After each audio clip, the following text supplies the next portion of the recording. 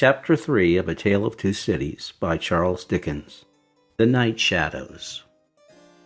A wonderful fact to reflect upon, that every human creature is constituted to be that profound secret and mystery to every other. A solemn consideration, when I enter a great city by night, that every one of those darkly clustered houses encloses its own secret, that every room in every one of them encloses its own secret, that every beating heart in the hundreds of thousands of breasts there is in some of its imaginings a secret to the heart nearest it.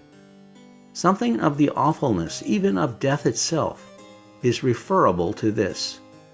No more can I turn the leaves of this dear book that I loved, and vainly hope in time to read it all.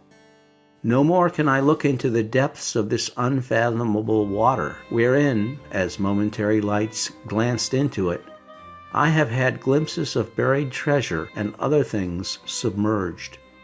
It was appointed that the book should shut with a spring forever and forever when I had read but a page. It was appointed that the water should be locked in an eternal frost when the light was playing on its surface and I stood in ignorance on the shore. My friend is dead. My neighbor is dead. My love, the darling of my soul, is dead. It is the inexorable consolidation and perpetuation of the secret that was always in that individuality, and which I shall carry in mine to my life's end. In any of the burial places of this city through which I pass, is there a sleeper more inscrutable than its busy inhabitants are in their innermost personality to me, or than I am to them? As to this, his natural and not to be alienated inheritance, the messenger on horseback had exactly the same possessions as the king, the first minister of state, or the richest merchant in London. So with the three passengers shut up in the narrow compass of one lumbering old mail coach. They were mysteries to one another, as complete as if each had been in his own coach and six, or his own coach and 60, with the breadth of a county between him and the next. The messenger rode back at an easy trot, stopping pretty often at alehouses by the way to drink, but evincing a tendency to keep his own counsel, and to keep his hat cocked over his eyes. He had eyes that assorted very well with that decoration, being of a surface black with no depth in the color or form, and much too near together, as if they were afraid of being found out in something singly if they kept too far apart. They had a sinister expression under an old cocked hat like a three-cornered spittoon, and over a great muffler for the chin and throat, which descended nearly to the wearer's knees. When he stopped for drink, he moved this muffler with his left hand, only while he poured his liquor in with his right. As soon as that was done, he muffled again. "No, Jerry, no," said the messenger, harping on one theme as he rode. "It wouldn't do for you, Jerry. Jerry, you honest tribesman, it wouldn't suit your line of business. Be cold. Bust me if I don't think he'd been a-drinking." His message perplexed his mind to that degree that he was fain, several times, to take off his hat to scratch his head. Except on the crown, which was raggedly bald, he had stiff black hair standing jaggedly all over it, and growing downhill almost to his broad, blunt nose. It was so like Smith's work, so much more like the top of a strongly spiked wall than a head of hair, that the best of players at leapfrog might have declined him as the most dangerous man in the world to go over.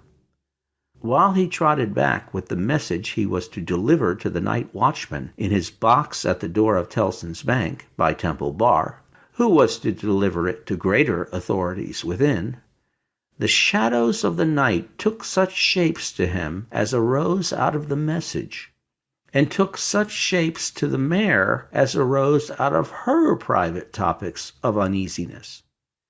They seemed to be numerous, for she shied at every shadow on the road. What time the mail coach lumbered, jolted, rattled, and bumped upon its tedious way, with its three fellow inscrutables inside, to whom likewise the shadows of the night revealed themselves in the forms their dozing eyes and wandering thoughts suggested. Tellson's Bank had a run upon it in the mail.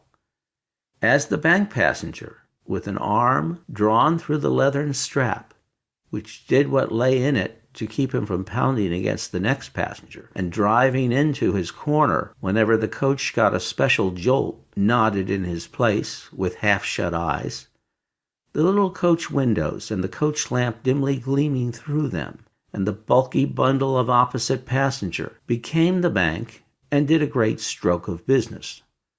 The rattle of the harness was the chink of money, and more drafts were honored in 5 minutes than even Tellson's, with all its foreign and home connection, ever paid in thrice the time. Then the strong rooms underground at Tellson's, with such of their valuable stores and secrets as were known to the passenger, and it was not a little that he knew about them, opened before him, and he went in among them with the great keys and the feebly burning candle, and found them safe and strong and sound and still, just as he had last seen them. But though the bank was almost always with him, and though the coach, in a confused way, like the presence of pain under an opiate, was always with him, there was another current of impression that never ceased to run. He was on his way to dig someone out of a grave. Now, which of the multitude of faces that showed themselves before him was the true face of the buried person, the shadows of the night did not indicate. But they were all the faces of a man of 45 by years, and they differed principally in the passions they expressed, and in the ghastliness of their worn and wasted state. Pride, contempt, defiance, stubbornness, submission, lamentation succeeded one another. So did varieties of sunken cheek, cadaverous color, emaciated hands and figures.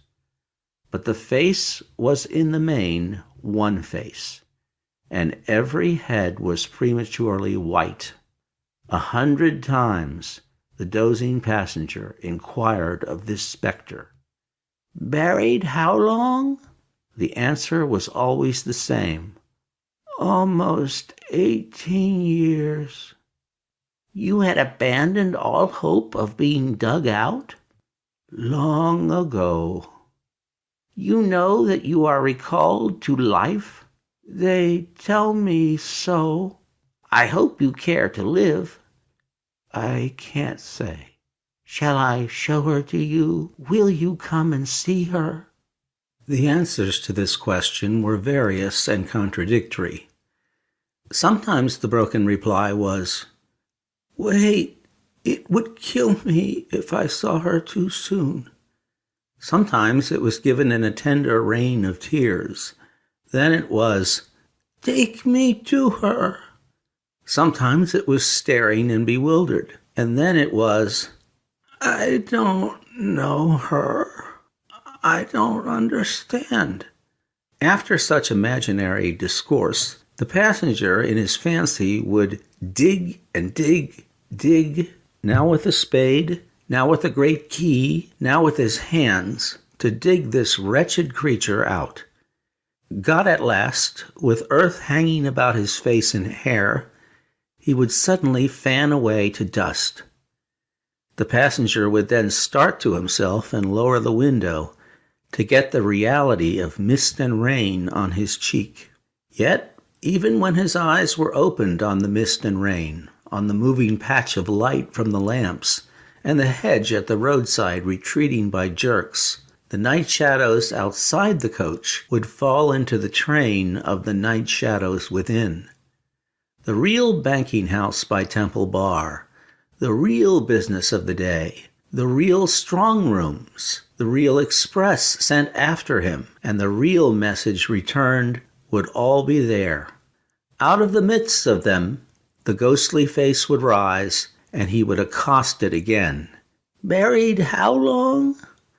"Almost 18 years. I hope you care to live." "I can't say." Dig, dig, dig, until an impatient movement from one of the two passengers would admonish him to pull up the window, draw his arms securely through the leathern strap, and speculate upon the two slumbering forms until his mind lost its hold of them and they again slid away into the bank and the grave. "Buried how long?" "Almost 18 years. "You had abandoned all hope of being dug out?" "Long ago." The words were still in his hearing as just spoken, distinctly in his hearing as ever spoken words had been in his life, when the weary passenger started to the consciousness of daylight and found that the shadows of the night were gone. He lowered the window and looked out at the rising sun. There was a ridge of plowed land, with a plow upon it where it had been left last night when the horses were unyoked. Beyond, a quiet coppice wood, in which many leaves of burning red and golden yellow still remained upon the trees. Though the earth was cold and wet, the sky was clear, and the sun rose bright, placid, and beautiful. 18 years, said the passenger, looking at the sun. Gracious creator of day, to be buried alive for 18 years. End of chapter 3.